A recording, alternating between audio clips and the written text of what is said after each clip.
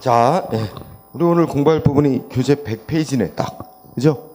100쪽에 제 4절 행정법 관계 내용이라고 있어요. 응? 그래서 거기 일단 첫째 줄 읽어볼까요? 행정법이 적용되는 관계 또는 공법 관계는 우리 국가나 지방자치단체 같은 행정 주체와 일반 시민, 행정 객체 간의 권리 의무로 그 내용이 이루어져 있다. 이렇게 지나면 이제 그러면 여기서 이제 우리 공법 관계에서의 권리 의무를 줄여서 뭐라고 부른다는 거예요? 공권, 공의무 이렇게 부른다는 거예요. 응? 그런데 공권은 누가 권리를 갖느냐를 가지고 행정 주체가 갖는 권리를 국가적 공권, 우리 일반 시민들이 개인이 갖는 권리를 개인적 공권 그래요. 그죠? 자, 우선 공권에 대해서 크게 1번 공권 제목이 있고 첫째 줄 그거 한 줄 정도 시험에 내지는 않아. 응? 첫째 줄에 공권이란 직접 자기를 위하여 일정한 이익을 주장할 수 있도록 공법상 부여된 법적인 힘. 뭐 말도 어려워, 그지? 그 정도 그냥 한 줄. 그런데 누가 권리를 갖느냐에 따라서 국가로 대표되는 행정 주체가 갖는 권리. 근데 우리 관심사 여기 없어. 여기 시험에 내지도 않아. 국가적 공권은. 뭐에 관심이 있어? 개인이 국가에 대해서 갖는 권리. 응? 그래서 밑에 쌍가루 2번 개인적 공권. 이거 되게 중요한 거야. 응? 개인적 공권은 꼭 시험에 나오는 중요한 영역입니다. 그래서 개인이 행정 주체, 국가나 지방 같은 행정 주체에게 자기를 위해서 뭐 일정한 행위를 해달라 이렇게 요구할 수 있도록 법이 부여하고 있는 힘을 권리라고 한다. 응? 그 정도 읽고 지나가고. 자, 중요한 포인트. 공권하고 여기서 공권은 권리라고 생각하면 되지? 공법상의 권리, 공권하고 뭐하고 비교한다? 반사적 이익하고, 응? 그거하고 구별한다. 그죠? 그래서 자, 요거하고 요거를 비교를 하면 우선 거기 반사적 이익이란 뭐라고 써놨죠? 응? 반사적 이익이란 법이 오로지 공익 실현만을 목적으로 국가에게 뭘 해라 이렇게 정해놨어. 국가는 해야 돼. 의무니까 해야 되는데 누굴 위해서 해야 돼? 오로지 공익을 위해서만. 그래서 국가는 공익을 위해서 사회 전체 이익을 위해서 어떤 법이 정한 행위를 해. 그러면 국민 중에 어떤 사람은 그러한 국가의 행위로 이익을 볼 때도 있고 뭐 불이익을 볼 때도 있을 거야. 그지? 그런 게 다 공익 목적을 위해서 하는 활동의 결과로 반사적으로 생기는 이익 불이익 이런 논리가 되는 거야. 응? 그래서 어쩌고저쩌고 하더니 결국 첫째 줄 봐. 응? 반사적이란 법이 뭐만을 목적으로 정해놨대. 국가가 어떤 행위를 하도록. 그거 오로지 공익만을 목적으로. 응? 오로지 공익을 위해서 국가는 어떤 행동을 해라 이렇게 정해놓은 거야. 그러니까 이 속에는 개인의 이익을 보호하기 위한 목적은 하나도 없는 거지. 그게 중요한 거야. 응? 그러면 자, 오른쪽으로 봐. 반사적 이익과의 구별. 거기 위에 올라가면 자, 동그라미. 공권은 뭐래 이게? 법이 보호하고 있는 이익이야. 있는 이익. 그지? 법이 보호하고 있는 개인의 이익. 응? 사익이라고. 사익. 그래서 첫째 줄에 동그라미 2번. 공권은 법에 의해 직접 보호되고 있는 사익. 법이 보호하고 있는 이익이야. 반사적 이익은 법이 보호하고 있지 않은 이익. 그지? 그러니까 법은 공익만을 보호하려고 정해놨어. 국가대로 뭘 해라. 근데 그거로 인해 어떤 개인이 국가가 활동함으로 인해 얻는 이익이 있을 수 있어. 그죠? 그래서 이거 대비시키면 이거는 법이 보호하고 있는 이익이 아니다. 응? 보호하고 있지 않은 이익. 근데 운 좋게 누리는 이익이야. 그지? 그것도 사익이다. 이렇게 얘기해 볼 수 있어. 바로 이게 법이 보호하고 있는 이익이냐 아니냐 이게 중요한 차이점이죠. 그러면 개념상 이런 차이가 있고 이것이 개인의 이익이 어디에 속하느냐에 따라서 우리나라 제도는 둘째 줄 공권. 근데 이거를 뭐라고 말해서 법이 보호하고 있는 사익을 뭐라고 또 말할 수 있냐면 법이 보호하는 이익이라 해서 법률상 보호이익 이렇게도 얘기를 하는 거야. 응? 그러니까 법률상 보호되고 있는 이익이 권리야. 이거는 거기 두 번째 줄 침해되면 어떻게 된대? 뭐 국가로부터 침해받거나 그러면 그러한 이익을 침해받으면 뭐가 가능해? 침해되면 구제받을 수 있어. 응? 침해되면 구제가 가능하다. 법이 보호하고 있는 이익은. 그래서 구제받는 방법으로 첫 번째 뭐가 나와? 소송, 응? 행정쟁송. 행정쟁송 줄여서 이제 소송 제기가 가능하고 또 손해배상도 받을 수 있는 거야. 받은 피해에 대해서 돈으로 이게 다 가능한 거야. 근데 이쪽은 법이 보호하고 있지 않은 이익. 어떻게 보면 국가의 활동으로 운 좋게 누리는 이익. 응? 이런 정도라서 반대야, 반대. 따라서 반사적 이익이 침해된 경우에는 그러한 소송 제기할 수 있는 자격, 손해배상, 청구 이런 거 인정이 안 되는 거다. 응? 그래서 요게 여기서는 되지만 이게 여기서는 안 되는 거야. 이쪽은. 응? 이게 우리나라 제도가 그렇게 만들어서 거기서 법조문 행정소송법 12조 원고 적격 있죠? 원고 적격 이제 여러분들 뒤에 소송부터 공부했으니까 소송 제기할 수 있는 자격 아니야? 근데 국가가 아무리 어떤 불이익 주는 법 집행 조치를 했더라도 그 처분 등 취소해달라고 청구할 법률상이, 여기 법률상이란 단어 썼지? 소송은 뭐야? 어떤 처분 등으로 인해 자기의 법이 보호하는 이익을 침해당한 자가 구제를 받기 위해서 소송 제기할 자격이 있다는 거지. 응? 그래서 분명히 행정소법 12조는 법률상 이익이란 용어를 사용하고 있어, 법에서. 그리고 법이 보호하고 있는 이익을 뜻하는 거야. 법률상 이익은 법이 보호하고 있는 이익을 침해받았기 때문에 그걸 소송을 통해 구제받을 수 있는 위치에 있는 사람만 소송 제기할 수 있다. 그래서 이러한 법 규정에 의해서 반사적 이익은 소송 제기할 자격이 인정 안 되는 거야. 반사적 이익. 그러니까 침해된 자는. 자, 그래서 여기 반사적 이익과의 구별, 이 부분이 아주 중요한 부분. 그래서 이미 설명 들은 사람도 있겠으나 여러분들이 쉽게 이해하자면 이런 예를 들죠. 여기 도로 있고 여기 뭐야? 뭐 있다고 치자. 응? 그래서 똑같은 예지만 마트 운영하는 갑이 있다. 응? 그런데 손님이 없다. 장사 안 돼. 그때 어떻게 했어? 응? 여기에 인천시장이 여기다가 뭐 했어? 여기 버스 정류장을 여기다 설치했네? 여기 또 경찰이 횡단보도 설치해놨네? 여기 사람들이 많이 모일 거 아니야. 사람들이 많이 모이니까 마트 장사가 잘 돼. 그럼 이 장사 잘 돼서 얻는 이익은 뭐라고 말할 수 있어? 응?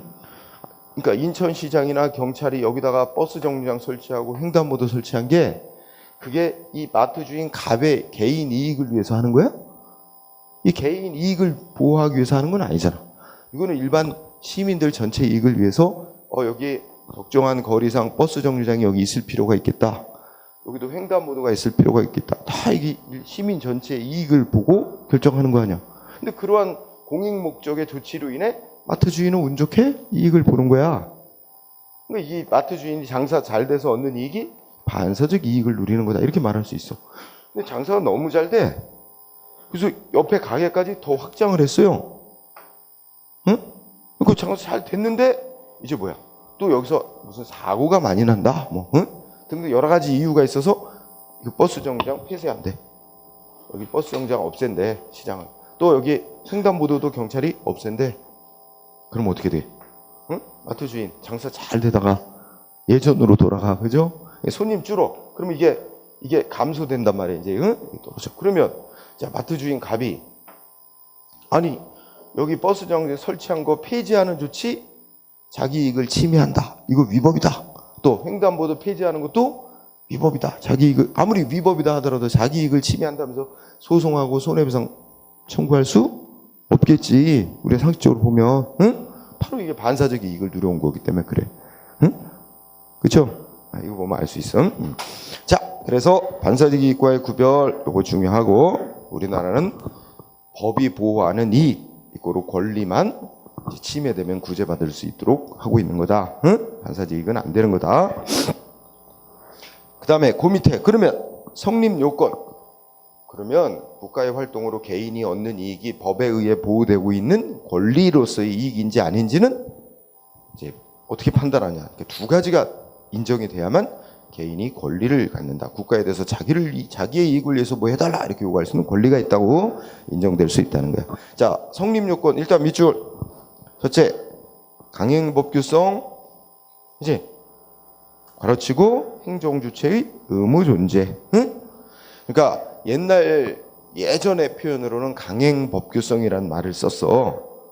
강행법규성이란 말은 강자가 이제 강제로 행위를 하도록 법에서 정하고 있어야 된다. 그러니까 국가에게 뭐 해라 하고 무슨 행위를 해라, 무슨 조치를 하라고 의무로 정해놓고 있어야 된다. 이런 의미였어. 그러니까 그걸 좀 풀었으면 가로 속에 뭐야? 행정 주체. 그러니까 뭐 대표적으로 국가에게 일정한 의무가 있어야 된다. 응? 이렇게 말할 수 있는 거지, 그렇지? 그래서 우리가 권리, 개인이 국가에 대해서 어떤 권리가 있다 하려면 첫 번째 뭐가 있어야 된다고 그랬어? 쉬운 말로, 응? 국가에 의무가 있을 것, 의무가 존재해야 된다. 응? 어떤 행동을 하거나 하지 말아야 될 의무가 있어야 된다. 응?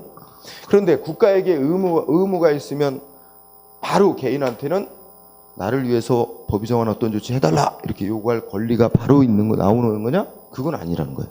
그건 아니고 두 번째 요소 뭐가 있어야 돼? 국가에게 법적으로 뭐 해야 될 의무가 누굴 위한 의무를 해야 돼? 공익만을 위해서 하라고 돼 있는 의무는 하면 안 되고 개인의 이익도 보호하기 위한 의무다라는 점이 있죠. 그게 두 번째 요소 사익보호성이라고 제목 따랐죠? 그래서 거기 읽어봐. 국가에게 행정주체는 국가라고 일단 생각합시다. 그래서 국가에게 법적으로 일정한 의무가 존재한다고 하여 언제나 곧 그에 상응하는 개인의 권리가 인정되는 건 아니다. 왜냐하면 그 국가대로 뭐 해라 하고 법이 정해놓은 의무 정해놓은 목적이 개인의 이익이 아니라 사회 전체의 공익만을 위해서 하라고 돼 있다면 법이 보호하고자 하는 이익은 공익만이지 개인의 이익은 아닐 거 아니야. 따라서 저 둘째 줄 끝에 국가의 1번에서 말하는 국가의 의무가 사인의 이익, 즉 개인의 이익도 보호하기 위한 의무다라는 점이 인정돼야 그래야 법에 의해서 개인의 이익이 보호되고 있다고 말하는 거지. 말할 수 있는 거지. 따라서 이 의무가 공익만이 아니라 최소한 사익도 보호하기 위한 성격이 있어야 된다. 이게 인정이 돼야 된다. 사익을 보호하기 위한 성격의 의무다라는 점이 인정이 됩니다. 그죠? 자, 그 다음에 동그라미 3번. 뭐라고 돼 있어? 의사력의 존재. 옛날 표현은 의사력의 존재라고 했고 지금 쉬운 말로 바꿨으면 개인이 어떻게 돼? 자기의 의사를 관철시킬 수 있는 힘. 그러니까 자 국가에게 뭔 행위를 해라 의무로 돼 있고 그게 개인의 이익도 보호하기 위해서 하라고 돼 있는 거야. 그래서 개인이 자기를 위해서 나 요건 법이 정한 요건 구비했으니까 자기를 위해서 해달라고 행정위원회 신청했거든. 행정위원회 안 해줘. 국가기관이 안 해줘. 그러면 소송을 제기해서라도 끝까지 재판을 청구해서라도 끝까지 법이 보호하고 있는 자기의 이익을 실현, 관철시킬 수 있어야만 권리다. 이렇게 얘기를 했던 거야. 응? 그걸 동그라미에서 뭐 의사력의 존재. 다른 말로 재판을 청구할 수 있는 권리가 안 해주면 응? 국가기관이 신청을 받고도 안 해주면 재판을 청구해서라도 끝까지 자기 의사를 관철시킬 수 있는 힘이 인정되고 있어야 진짜 권리라고 말할 수 있다. 응? 이렇게 세 가지를 얘기했었어. 응? 그런데 동그라미 3번은 셋째 줄에 보면 어떻게 돼? 그런데 오늘날은 이러한 의사력의 존재, 즉 재판 청구권이 인정되고 있어야 된다라는 걸 더 이상 거론할 필요가 별로 없어졌다. 응? 그거는 옛날에 독일에서 우리가 이제 저 앞에 통칭이 공부할 때 생각하면 소송, 국민이 소송할 수 있는 사항과 관련해서 열기주의, 개괄주의 이런 말이 있었어. 옛날에는 열기주의 제도를 택하고 있었어. 그래서 법에서 뭐뭐뭐뭐뭐에 대해서만 국민이 소송을 제기할 수 있다. 이렇게 돼 있을 때는 법에 소송할 수 있게끔 규정이 돼 있어야만 됐었잖아. 근데 오늘날은 원칙이 법 반대로 모으는 소송 대상이 아니다. 반대로 정해놓은 안 되는 거 빼고는 다 되게 돼 있거든. 그래서 셋째죠. 오늘날은 의사력의 존재는 더 이상 논할 필요가 없다. 왜냐하면 괄호 속에 있듯이 국민의 기본적인 권리의 하나로 재판 청구권이라는 게 보장돼 있을 뿐만 아니라 소송할 수 있는 사항도 원칙적으로 다 열려 있기 때문에 그죠? 개괄주의를 택하기 때문에 굳이 이 세 번째 요소는 당연한 거다 이거야. 응? 옛날하고 달리. 그래서 결국 오늘날은 두 가지 요소만 충족되면 개인이 국가에 대해서 자기의 이익을 위해서 뭐 해달라 이렇게 요구할 수는 권리가 있다라고 인정해 주는 거야. 응? 그래서 자, 동그라미 1, 2번 중요하고 3번은 오늘날은 요구되지 않는 거로 본다. 응? 정리하죠. 그 다음에 성립 근거, 이것도 중요한 거다. 성립 근거. 그러면 오늘날에 와서는 이제 이 두 가지만 인정되면 된다는 거 아니야? 그러면 국가에게 일정한 의무가 있고 그 의무가 개인의 이익을 위해서도 해야 될 의무다. 이렇게 인정될 수 있는 근거가 되는 건 뭐가 있느냐? 첫째, 가장 우선적으로 생각할 수 있는 건 법률입니다. 법률. 국회가 만든 법률에서 국가대로 뭐 하라고 정해놓고 개인의 이익을 위해서 하라고 한 거냐? 이거 다 두 개가, 이 두 가지가 법률에 정해져 있거나 인정되면 뭐가 돼? 개인은 국가에 대해서 권리가 있다 이렇게 얘기하는 거지. 응? 그래서 자, 성립 근거 동그라미 1번. 원칙적으로 법률 또 뭐 법률로부터 권한을 받아 대통령이 만든 법 뭐 이런 법규 명령에 의해서 인정이 되지 성립이 되지만 그 외에도 헌법상의 기본권 규정에 의해서도 관습법에 의해서도 또 불문의 법인 조리에 의해서도 행정위원회 법 집행 조치인 행정행위에 의해서도 공법상 계약에 의해서도 성립될 수 있다. 응?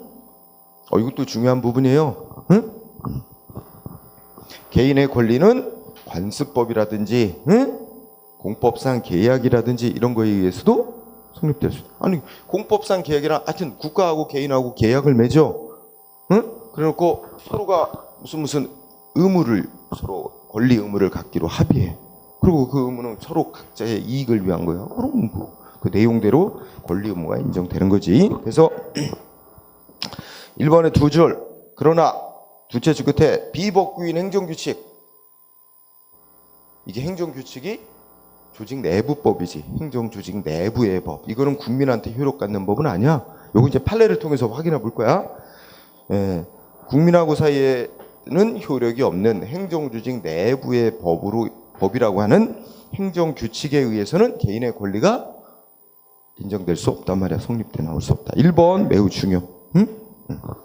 그 다음에 또 우리 1번에서 헌법상의 기본권 규정 개인의 권리가 인정될 수 있는 근거법이죠. 근거가 되는데 다만 동그라미 2번 헌법상의 기본권 규정은 두 종류가 있어. 이것도 주의해야 돼. 요새 잘 나오는 거야. 응?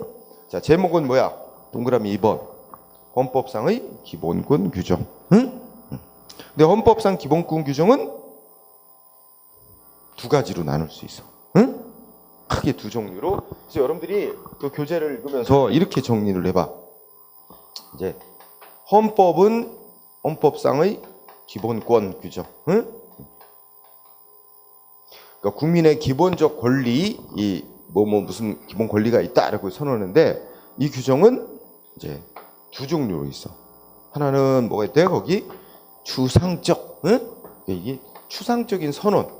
국민은 무슨 기본적 권리가 있다라고 추상적 선언한 거 있어. 응? 선언에 불과한 게 있습니다. 그러니까 이 속에는 헌법상의 규정만 갖고는 그 권리의 내용이 어떤 내용인지 그 구체적인 내용이 없는 거야. 그냥 추상적인 선언. 그래서 어떻게 돼?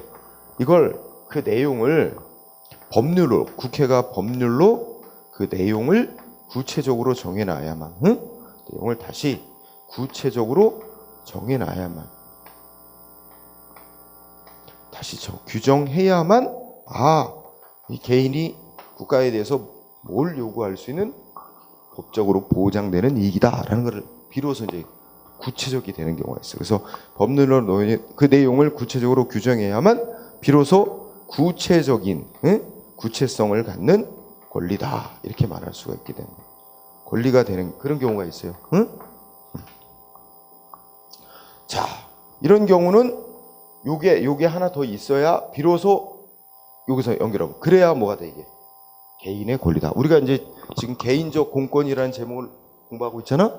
여기서 말하는 개인적 공권이란 법에 의해 보호되고 있는 구체적인 개인의 이익을 말하는 거야. 그래서 여기서 구체적으로 추상적이기 때문에 추상 선언만 했을 때 좀 더 구체적으로 내용을 다시 정해놔야만 구체적인 권리다 이렇게 말. 이래야만 이런 걸 침해받았을 때 소송 제기를 하고 구제받을 수 있는 거야. 이런 게 있어. 길어진다. 그죠? 네. 그래서 첫째 줄. 네. 그 내용이 추상적이어서 그 내용, 그 다시 구체화하는 법률이 제정되어야만 비로소 구체적인 권리 내지 법이 보호하는 이익이다. 이렇게 인정될 수 있는 경우가 있어. 그죠? 이런 경우는 뭐야? 그 대표적인 게 사회적 기본권. 응? 이런 키워드 사회적 기본권 내지 환경권 이 둘만 알아도 돼. 사회적 기본권 내지 환경권은 따라서 사회적 기본권 내지 환경권은 헌법에 선언이 돼 있다 그래서 그것만 가지고 나 그 헌법상의 기본권 권리 침해당했다고 구제해달라고 소송 가능? 안 하단 말이야. 소송할 수 없어. 그것만 갖고는. 응? 법률에 의해서 다시 그 내용이 구체적으로 정해져야 비로소 어떤 환경상의 이익 침해당했다 뭐 이렇게 해서 주장하면서 소송이 가능해. 응? 응. 반면에 두 종류라 그랬지. 세 번째, 법률에 의해서 그 내용이 구체화되지 않더라도 이미 헌법상의 규정 그 자체만 갖고도 직접 구체적인 이익이다 이렇게 인정될 수 있는 경우가 있어. 응? 그래서 이게 신체의 자유권 등 자유권적 기본권이라는 게 그래. 그러니까 사회적 기본권, 자유권적 기본권 이렇게 대비시키면 돼요. 응? 자, 그럼 비유해봐. 헌법에 자 뭐가 있냐면 모든 국민은 건강하고 쾌적한 환경에서 생활할 권리를 가진다. 이렇게 선언돼 있어. 건강하고 쾌적한 환경에서 생활할 권리를 가진다. 근데 어떤 환경이 건강하고 쾌적한 환경이야? 어떤 환경이 그래요? 어떤 환경이 모든 국민은 건강하고 쾌적한 환경에서 생활할 권리를 가진다. 사람마다 이 기준이 다 달라. 건강하고 쾌적한 환경이라는 게. 그죠? 그러면 뭐 국가가 무슨 조치를 하는데 조금 먼지 난다고, 응? 무슨 사업하는데 먼지 난다고 자기 헌법이 보장하는 건강하고 쾌적한 환경에서 생활할 권리를 침해당했다. 사람마다 그 기준이 다 다르니까 누구는 뭐 침해당했다고 소송하고 누구는 안 하고 웃기잖아. 명확한 기준이 없잖아요. 그죠? 그래서 헌법이 말하는 건강하고 쾌적한 환경이란 어떤 환경을 말하는지 법률에서 어떻게 돼? 소음은 어느 정도 기준이야. 응? 먼지 농도는 어느 정도 이런 게 좀 구체적으로 정해져야 비로소 법이 보호하고자 하는 우리 개인의 이익이 환경상 이익이 어느 정도인지 이게 명확히 나와야지. 그래야 뭐 국가든지 개인이든지 뭔가 이렇게 자기 이익을 침해하면 법이 정한 기준 초과했을 때 이제 법이 보호하고자 하는 환경 이익을 침해당했다. 이렇게 싸울 수 있는 거지. 구제받고 그냥 막연하게 건강하고 쾌적 환경 생활할 권리 보장되는데 그 침해당했다. 이렇게 말할 수는 없는 거 아니야. 그지? 근데 대비하면 밑에 신체의 자유 등 자유권적 기본권 이러지? 우리 헌법이 또 모든 국민은 신체의 자유를 가진다. 그러면 신체의 자유라는 게 뭔지 법률로 다 써놔야 돼? 다시 내용을? 신체의 자유란 손을 자유롭게 움직일 수 있는 권리, 발을 자유롭게 움직일 수 있는 권리, 눈동자를 자유롭게 굴릴 수 있는 권리 쭉 써야 우리가 알아먹어? 뭔 내용인지? 그냥 당연하잖아. 신체의 자유, 개인이 자기의 신체를 자유롭게 움직일 수 있는 권리 아니야? 그건 법률로 그 내용을 다시 써놓을 필요도 없는 거야. 헌법상의 한 줄 규정만으로도 너무 그 내용은 당연한 거야. 그지? 이렇게 둘로 나눌 수 있는 거야. 그러면 밑에 신체의 자유 같은 권리는 헌법상의 규정만으로도 그 내용이 구체적인 내용을 담고 있는 거라 이런 거는 바로 국가로부터 내가 신체를 감금당했다. 나 헌법상의 신체의 자유권 침해당했어. 그러고 바로 구제해달라고 소송이 가능하다는 얘기야. 응? 그래서 정리하면 헌법상의 기본권 규정은 아주 추상적인 선언에 불과한 게 있고 또 하나는 뭐야? 아주 그 자체로 구체적인 내용을 담고 있는 게 있어. 어? 내용을 포함하고 있는 게 있어. 어? 이 어느 쪽에 속하느냐에 따라서 나 기본권 침해당했다는 이유만으로 바로 소송이 가능할 수도 있고 이건 그런 거고 이쪽은 그것만 갖고는 안 되고 법률로 지금 내용을 정해놔야 구체적으로 정해놔야 나 권리 침해당했어 하고 소송이 가능하고 이런 거지. 응? 그래서 자 우리 판례를 통해서 또 알 거야. 동그라미 2번 매우 중요하고 그 다음에 우리 행정법상 개인의 권리는 첫째 줄 개인의 이익만을 위해서 인정해 주는 게 아니라 한편으로는 사회 전체의 공익을 위해서도 인정되는 특성이 있다. 응? 쭉 세 줄 일단 읽어봐. 개인의 이익만이 아니라 공익적 견제에서도 인정되는 것으로 그 개인의 권리가 어떤 성격을 갖고 있어? 권리자 오로지 그 사람 본인에게만 전적으로 속하는 일신전속적 성격을 갖거나 권리인 동시에 의무로서의 성격을 갖는 것도 많다.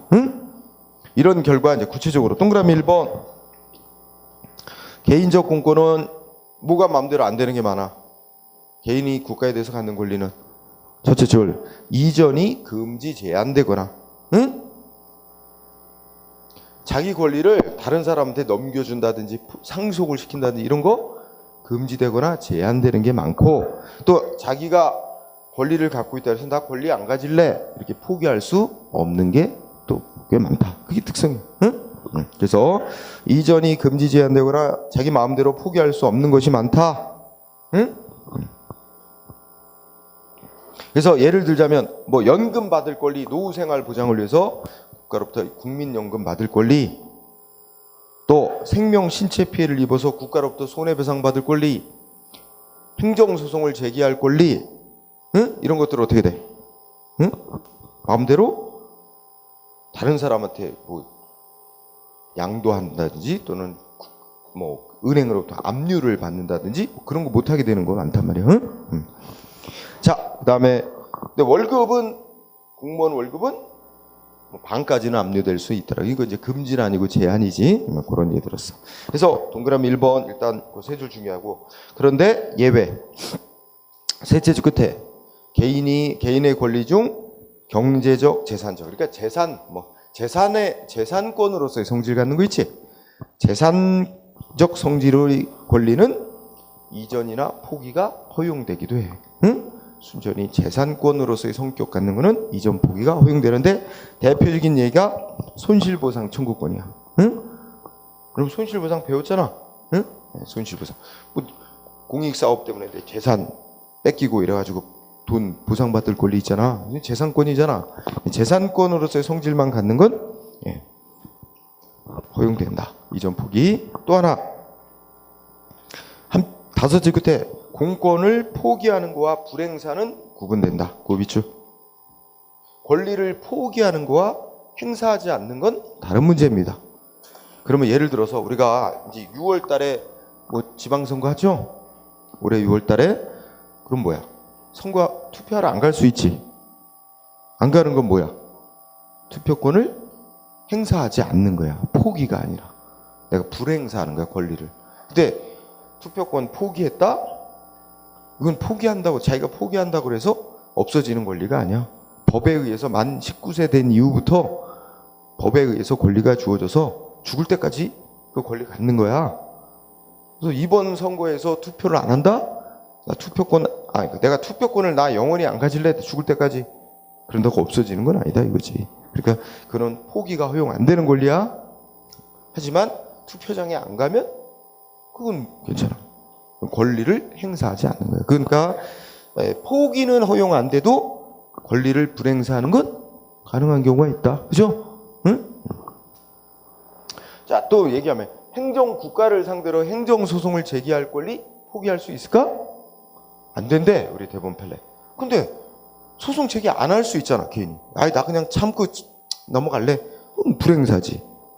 그치? 네, 그런 것처럼. 그래서 요 1번 잘하도. 그 다음에 그 밑에 점점점 뭐 든 거야? 법 규정 예로 든 거야. 응? 읽어보자, 같이. 그죠? 국민기초생활보장법 있잖아. 그 생활 곤란한 사람들 정부로부터 뭐 생계지원금 받고 그런 거 아니야? 근데 그거 읽어보면 뭐 한대? 타인에게 양도할 수 없다 그랬잖아, 맨 끝에. 야, 내가 정부로부터 나 생계비 지원금 받을 권리 있는데 그거 넣어줄게. 이게 안 되지. 그거는 오로지 그 생계 곤란한 그 사람에게만 인정되는 권리지. 타인한테 막 넘겨줘? 안 될 거 아니야, 그죠? 또 국민연금법, 국민연금 받을 권리, 양도, 압류 이런 거 못하게 돼 있지? 응? 또 다음 페이지 공무원연금법도 양도, 압류, 담보 제공 못하게 돼 있지? 연금은 다 일단 금지돼 있어, 그죠? 그 다음에 동그라미 2번 무슨 단어? 내 권리 좀 대신 행사해줘. 이런 거 되는 거 있지만 안 되는 것도 많다. 그래서 포인트는 대행이 금지되는 경우가 많다. 조금 아까 같은 예로, 야, 나 바쁜 일이 있어서 내 투표하러 가서 내 투표, 내 대신 내 거 투표 좀 해줘. 이거 돼요? 안 되지. 타인에게 대행 못 시키는 게 많다. 이게 특징이야. 그래서 보통 세 가지인데 내가 두 가지로 줄였어. 하나는 뭐야? 자기 권리를 타인에게 이전 이런 거 안 되는 게 많다. 그죠? 또 포기 안 되는 거 많다. 대행 대신 행사시키는 거 안 되는 게 많다. 요게 포인트, 그지? 예. 그리고 이제 동그라미 3, 4번 이렇게 있는데 거의 그거는 잘 안 내는 편이야. 그냥 여러분들이 한번 지금 눈으로 읽고 지나가세요. 그러면 예. 자 관련해서 그 102쪽에 이제 판례가 소개돼 있죠. 자 판례를 공부하는데 조금 아까 뭘 근거로 하냐면 아까 뭐 썼지?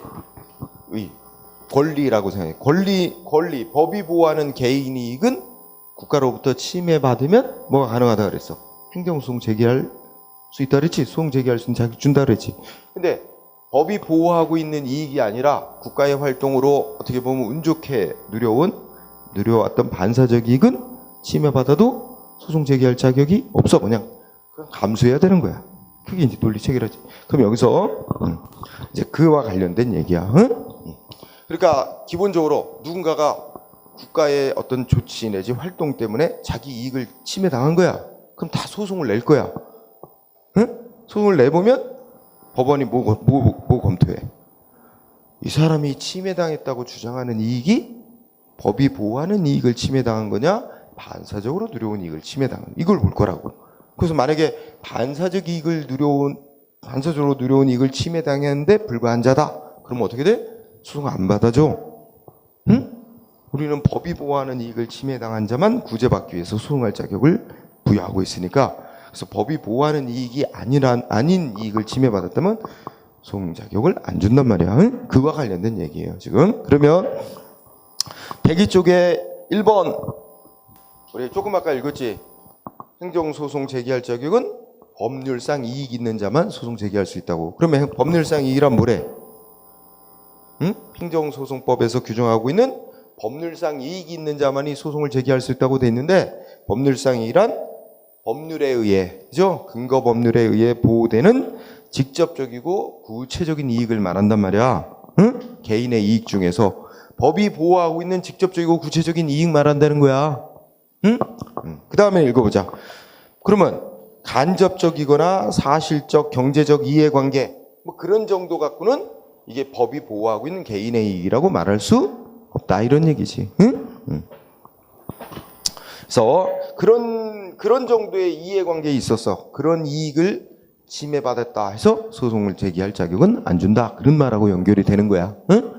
자 그러면 자 2번 무슨 단어? 공중목욕탕 영업허가. 그렇죠? 우리 동네 목욕탕 영업허가. 응? 제목. 자, 그럼 공중목욕탕 영업허가를 받아 영업을 하던 자가 있었는데, 그 동네에서 사실 자기 혼자 목욕탕에 손님 많지. 근데 얼마 안 떨어진 곳에다가 또 딴 사람한테 목욕탕 영업허가를 또 내준 거야. 응? 그러니까 손님이 팍 줄었어. 그러니까 이 기존에 목욕탕 허가받아 영업하던 자가 뭐 한 거야? 아니 옆에다가 왜 또 새로 목욕탕 영업허가를 해줘서 자기 손님 줄어들게 만드는 불이익을 주느냐? 그래서 새로 목욕탕 허가 내준 거 자기 이익을 침해하는 조치라고 소송을 낸 거야. 근데 소송 받아줬나 안 받아줬나?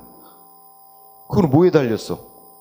기존에 목욕탕 먼저 영업허가 받아 영업하던 자가 그 혼자 영업하면서 이제 누려왔던 이 영업 이익이 법에 의해서 거기서 독점적으로 영업하도록 보호받아온 이익이냐 아니냐, 거기 달린 거야. 그 법에 의해서 그 기존에 먼저 허가받은 자가 독점해서 거기서 영업해서 이익을 볼 수 있도록 법이 보호하고 있었다면, 그렇다면 거기다가 또 새로 허가 내줘서 이익 침해했다면 기존 업자 이익은 기존 업자는 소송할 자격이 있는 거지. 법이 보호하는 이익 침해 당했다는 게 인정이 되니까, 그죠? 예. 그런데 읽어보니까 공중목욕장 영업허가는 사업을 경영할 권리를 설정해 주는 애가 아니래.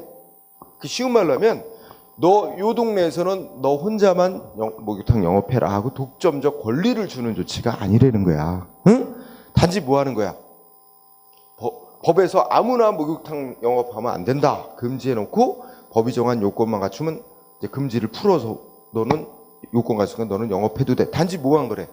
금지를 풀어준 거에 불과한 거래. 응? 그래서 뭐라 그랬어? 첫째 끝에 경찰 금지. 그러니까 경찰 금지는 질서 유지 목적으로 금지해 놨던 걸 해제해 준 것에 불과한 조치래요. 응? 따라서 목욕탕 영업허가의 효과는 뭐야? 독점적 권리를 준 게 아니고 영업할 수 있는 자유를 준 것뿐이야. 응?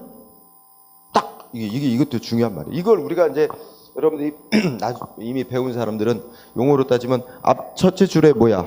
사업 경영의 권리를 설정해주는 형성적 행위?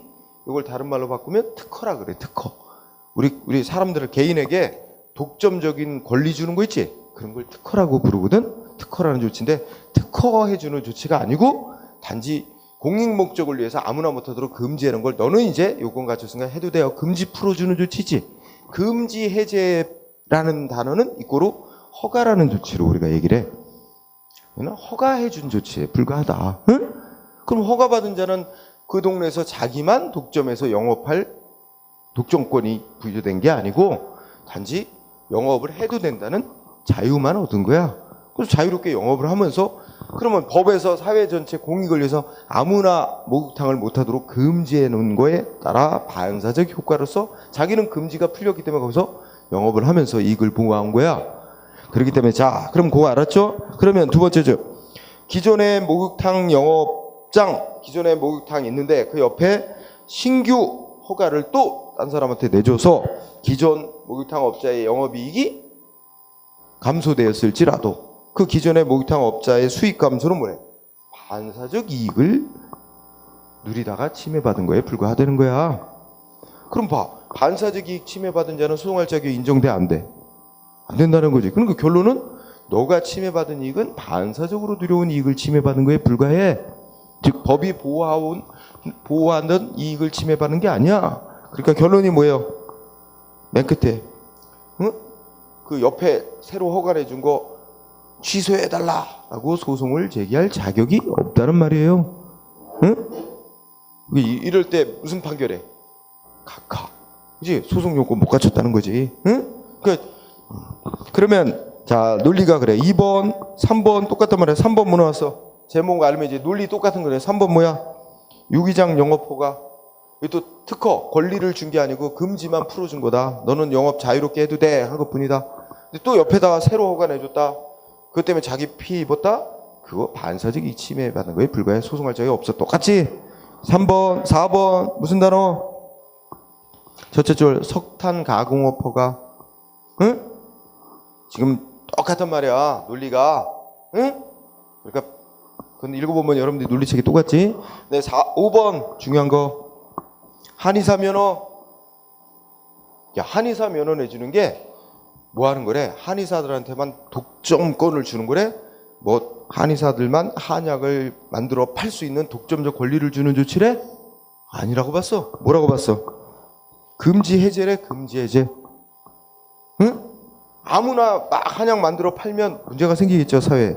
그 법으로 아무나 못 팔도록 금지를 해놓고 일정한 요건을 갖춘 자만 금지를 풀어주고 니네는 팔아도 돼 하는 거야. 근데 그게 니네만 팔아 하고 독점적 권리를 주는 거 아니고 니네는 팔아도 돼 이거야. 국가가 허락한 거야. 응? 그래서 자 이것도 줘야 돼. 첫 번째 한의사 면허는 금지를 해제해주는 행위에 불과해. 거기에 허가라고 괄호 속에 판결이 그래서 허가에 해당하는 조치다. 특허가 아니다 이거지. 따라서 그동안 국가가 누구만 금지를 풀어줬어? 한의사들한테만 한약 파는 걸 이제 한약 못 팔게 한 걸 금지를 풀어준 거야. 응?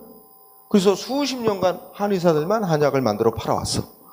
근데 그게 자체가 뭐야? 응? 사회 질서 유지라는 공익 목적을 위해서 국가가 금지, 다른 사람은 못하도록 금지해 놓은 데 따라 반사적으로 지네들만 사실상 혼자 팔아온 거지. 그지? 그래서 이익을 누려왔어. 그러다 이제 국가가 누구한테도 한약을 팔도록 또 금지를 풀어줬어. 응? 양약사들한테도, 그지? 약사들한테도 뭐 시험 봐서 몇 과목 시험, 한약 과목 시험 봐서 합격한 약사들한테도 한약을 팔 수 있도록 허용을 했더니 한의사들이 난리가 난 거야. 자기들의 이익을 침해하는 조치다. 약사들한테도 그걸 허용하는 거, 그죠?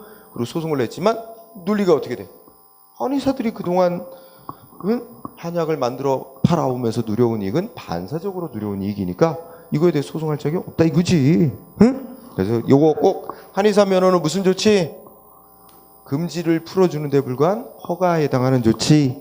요거 하나. 그 다음에 밑에 한의사들은 약사들에 대해서 한약 조제할 수 있도록 인정해 주는 조치에 대해서 소송할 자격 없다.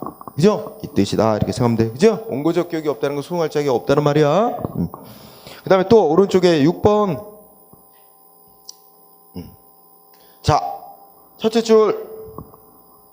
상수원 보호구역 설정. 이거 밑줄 치고. 야, 우리 어딘가를 상수원 보호구역으로 지정해 놓고, 거기 오염 방지 조치하죠? 오염 유발하는 행위 못하게 하고, 그죠? 그럼 이거 목적이 어디에 있는 거야? 법에서 상수원 보호구역으로 어디를 지정해 놓고 보호하도록 하는 목적은 어디에 있다는 거야? 응? 첫째 읽어나가면 수도법이 이렇게 상수원 보호구역으로 설정을 해놓고, 응? 보호하는 목적은 첫째 그때 상수원을 확보하고 뭐예요? 수질 보전. 거기다 써놓으면 이게 공익이야, 공익. 상수원을 확보하고 수질을 보전하자는 공익적 목적일 뿐이다. 응? 그러면 법에 의해 상수원 보호구역 설정해서 달성하고자 하는 목적 또는 보호하고자 하는 목적은 오로지 공익만에 있다는 거야. 개인의 이익 보호하려는 목적은 없대. 상수원 보호구역 설정하도록 하는 게. 그런 결과 그래서 거기 그 다음부터 읽어봐. 그 상수원 보호구역으로부터 이제 물을 끌어올려 가지고 생산된 수돗물로 공급받아온 주민들 있지? 그 근처에. 그래서 상수원에서 급수를 받고 있는 지역 주민들이 가지는 그 양질의 급수를 받을 이익은 법이 직접적 구체적으로 보호하고 있는 이익이 아니다. 응? 그렇지. 그 중간에 읽어. 그러면 결론은 어떻게 돼? 응? 이 지역 주민들이 그 상수원 보호구역으로 설정된 곳으로부터 그 이제 오염이 이제 방지되니까 깨끗한 양질의 수돗물을 공급받아 왔었는데, 그죠? 그 이익은 뭐래? 응? 지역 주민들이 가지는 이익은 넷째 줄 상수원을 확보하고 수질 보호라는 공익 목적이 달성됨에 따라 반사적으로 양질의 급수를 받아오는 이익을 누려왔다는 거야. 근데 이제 정부에서 정책을 받고 상수원 보호구역을 딴 데로 이전하는 거야. 근데 지역 주민들이 그러면 자기들의 그동안 양질의 급수를 받아왔던 이익 침해하는 주자고 상수원 보호구역을 옮기고 변경하는 정책 조치에 대해서 소송을 제기한 거예요, 지역 주민들이. 그럼 결론은 뭐겠어? 응? 공익보호의 결과로 반사적으로 누려온 이익에 불과하니까 수긍할 적이 없다. 이 결론이 그거 아니야. 그죠? 자, 또 7번. 7번은 두 번째 줄 사업구역제도의 반사적 이익. 이 두 개 단어만 연결하자. 거기 장의자동차 운송사업구역. 응? 요 밑줄. 그 다음에 두 번째 줄 뭐야? 사업구역 제도를 둔 목적은 공익보호만의 목적이 있는 거고 그에 따라 반사적 이익이다. 응? 요거는 어디서 공부했던가요? 저 뒤쪽에 과징금 공부할 때 실효성 확보선 거기서 아마 이거 다 설명을 했었을 거야. 그러니까 여기서 내용은 설명 안 해요. 자, 8번 두 번째 줄 숙박업 구조 변경 허가. 이 줄 이런 단어다. 그러면 이게 우리 숙박업 허가 내주면 너만 여기서 혼자 독점해서 숙박 영업 할 수 있는 권리를 준다? 그런 조치? 아니야. 자, 법이 정한 금지 풀어주고 너는 이제 영업해도 돼. 이것뿐이야. 아까 목욕탕 영업 허가 똑같아. 근데 옆에다가 또 새로 여관업 허가를 내준다든지, 그지? 아니면 옆에 있는 업자 뭔가 새로 막 증축하고 막 리모델링 하는 걸 허용해줬다. 그죠? 기존에 있던 업자가 그거 자기 이익 침해한다고 소송으로 싸울 자격 없다는 얘기야. 응? 그래서 숙박업 구조 변경 허가. 응? 셋째 그때 간접적이거나 사실적 경제적 불이익에 불과. 이게 다른 말로 하면 이게 반사적 이익 침해에 불과하다는 얘기야. 응? 그런 말하고 똑같은 거야. 그러니까 수긍할 적이 없다. 그죠? 그 다음에 10번은 둘로 나눠. 자, 뭐와 관련된 문제야? 도로. 그죠? 자, 국가가 도로를 만들어서 사람들에게 이용하라고 제공해. 그죠? 우리 뭐 오늘도 도로 이용했잖아. 무료로. 그죠? 그래서 그 읽어봐. 일반적으로 도로는 국가가 직접 공중, 그러니까 일반 시민들의 통행에 제공하는 것으로서 일반 시민은 이를 자유롭게 이용할 수 있는 것이긴 하지만 그렇다고 하여 당연히 그 도로 이용에 관하여 특정한 권리나 법에 의해 보호되는 이익이 개인에게 부여되는 것까지는 말할 수는 없는 거다. 그러니까 이건 원칙적으로 뭐란 얘기야? 반사적으로 이익을 누리는 거야. 도로 이용 이익은. 국가가 특정 개인의 이익을 위해서, 개인을 위해서 도로 만들어 놓고 이용하라 그래? 사회 전체 모든 사람, 사회 전체 공익을 위해서 도로 만들어서 모든 사람들에게 제공하는 거 아니야? 그러면 그렇게 공익을 위해서 제공한 데 따라 여러분이나 나 개인은 자유롭게 이용할 수 있도록 제공이 됨에 따른 공익 목적상 제공됨에 따른 반사적 효과로서의 도로 사용 이익을 누리는 거야.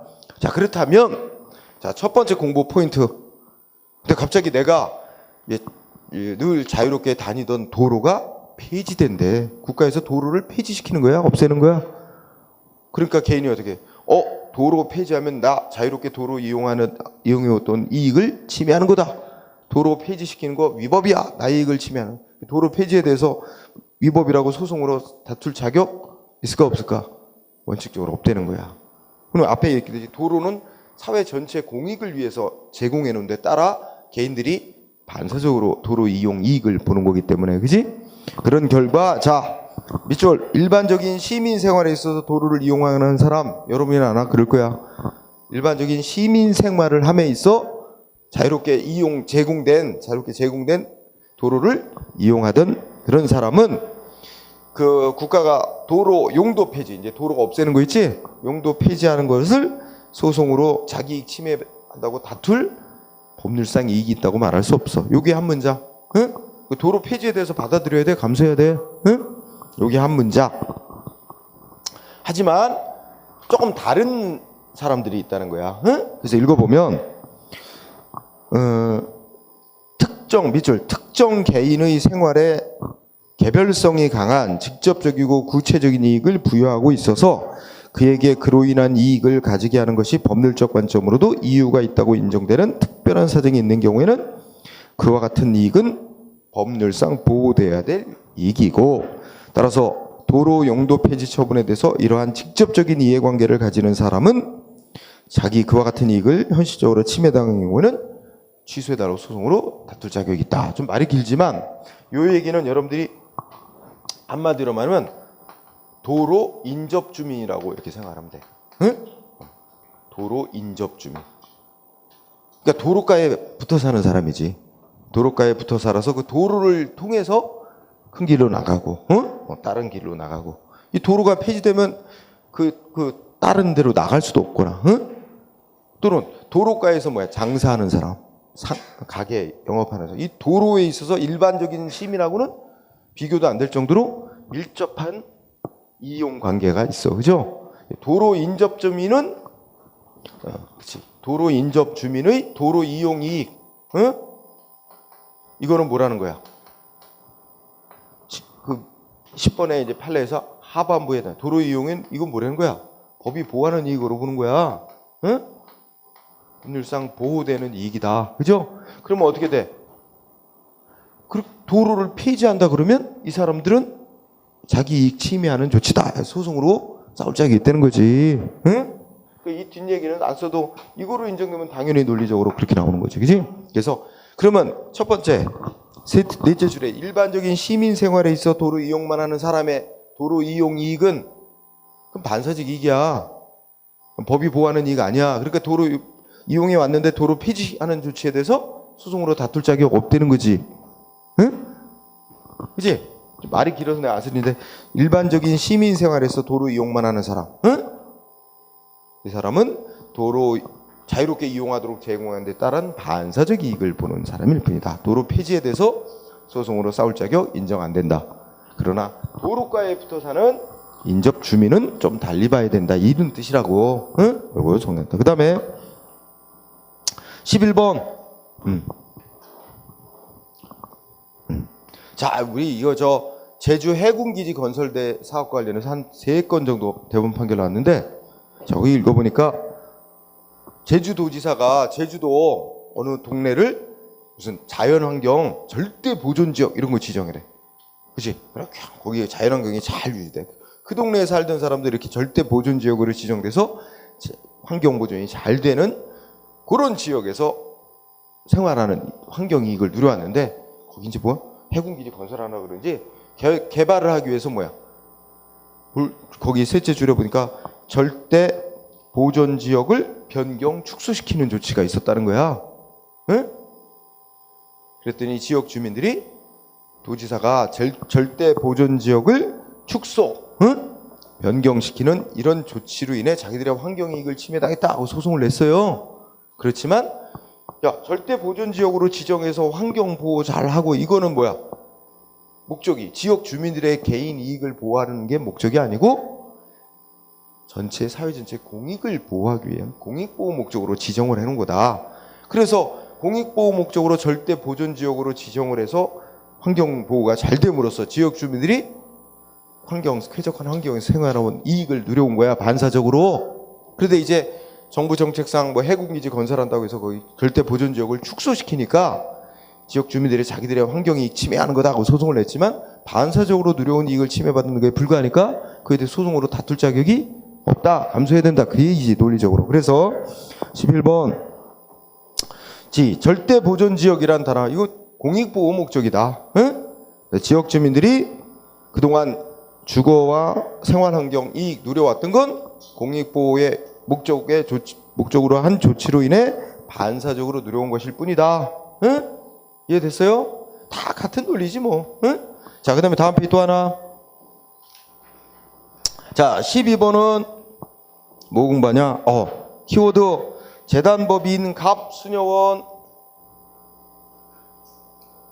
자, 우리 재단법인인 수녀원에서 제주의 해군기지 건설하기 위해서 뭐 이렇게 환경보전 지역 축소하고 뭐 이렇게 하니까 자기들의 환경이익을 침해하는 조치다고 소송을 냈대. 자, 기억하기 좋아요. 환경이익은 살아있는 사람만이 환경상 이익을 누리는 주체다. 응? 그럼 재단법인 같은 거는 환경상 이익을 누리는 자가 아니다. 그러니 환경상의 이익을 침해당할 수도 없는 거다. 원래 환경상의 이익 누리는 자도 아니야, 단체는. 응? 그래서 키워드 그 셋째 줄에 뭐라고 써 있어? 자연인이 아닌, 괄호 속에 내가 써놨지? 자연인, 즉 사람이 아닌 수녀원은 쾌적한 환경에서 생활할 수 있는 이익을 누리는 자가 못 되기 때문에 자기 법이 보호하는 환경상이 침해당했다고 소송할 자격이 인정 안 된다는 얘기야. 기억하기 좋지? 수녀원은 행정법 처음부터 그거 딱 하나야, 이거. 응? 수녀원이란 단어만 보이면 수녀원이 자기들의 환경이 침해당했다고 소송하는 거 자격 없다. 자, 13번. 이것도 제주도 해군기지 건설과 관련된 거야. 응? 똑같아. 여기도 첫째 줄 그냥 읽어보면 환경부 장관이 어떻게 돼? 어느 동네에 생태 자연도 1등급으로 지정된 지역이었는데 거기를 등급을 낮췄지? 응? 뭐 2등급 내지 상등급으로 변경하는 조치를 했어. 응? 그때 지역 주민들이 뭐 한 거야? 자기들의 환경이 침해한다. 라고 소송을 냈지? 근데 여기도 똑같잖아. 뭐야? 어느 지역을 1등급 지역으로 지정해서 뭐 보호를 철저히 해옴으로써 지역 주민들이 쾌적한 환경에서 생활해온 이익은 공익보호의 결과로 누려온 반사적 이익이다. 소송할 자격이 있어? 없어? 없어. 이게 다 똑같은 얘기야. 응? 응. 자, 그렇게 공부하고, 그 다음에 14번. 일반 국민이나 주민이 뭐 할 이익? 국가가, 여기는 문화재 보호구역, 뭐 이렇게 지정을 해놓음으로써 그 지역, 그 인근의 일반 주민이나 일반 국민이 문화재를 향유하는 이익. 응? 이거 뭐래요? 응? 문화재 지정, 문화재 보호구역 지정. 이게 목적이 뭐에 있대? 쭉 읽어보면 결국은 사회 전체 공익의 목적이 있다는 거야. 그러면 공익을 위해서 문화재로 지정하거나 문화재 보호구역으로 지정이 되고, 그러므로 인해 어떻게 돼? 밑에 넷째죠. 그러한 공익보호에 따른 일반 국민이나 인근 주민이 문화재를 향유한, 그렇지. 그러니까 그 밑에서 두 번째 줄 중간까지는 다 보호, 공익을 위한 목적으로 하는 거지. 네? 일반 국민이나 인근 주민 그 개인의 이익을 위한 건 아니다. 그런 얘기입니다. 응? 응. 자, 그렇게 정리. 그 다음에 거기까지 하고 잠깐 쉬자. 응? 쉬었다가 이제 104페이지 거기 이어나갑시다.